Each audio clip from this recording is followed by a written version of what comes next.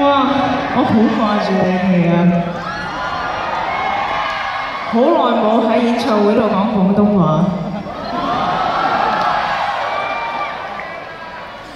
今日嚟到自己最熟悉嘅呢一個場館，喺你哋面前開始我2015年第一站、第一場嘅巡迴演唱會，真係覺得好開心。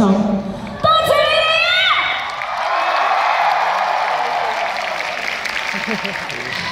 你點解嚟到紅館最開心嘅，就係可以對住樓上嘅觀眾講生日同樣，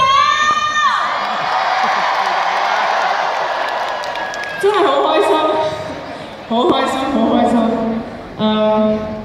琴晚喺 full dress rehearsal 嘅時候，已經我喺度幻想今日出到嚟真係見到你哋嘅時候會係點樣呢？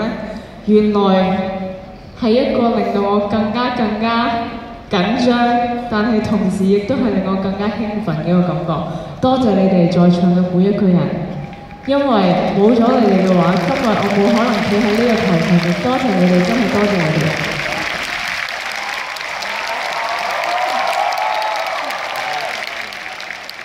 每一次當我企喺台上面望住，無論係你哋手上面嘅熒光棒，或者你哋面上面嘅笑容，其實我都覺得好感動，因為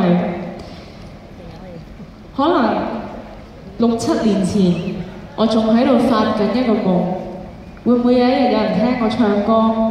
但係今日係你哋俾咗咁多機會我，令到我可以去到唔同嘅地方唱歌俾唔同嘅人聽。所以冇咗你哋嘅話，我嘅生命係唔會有動力。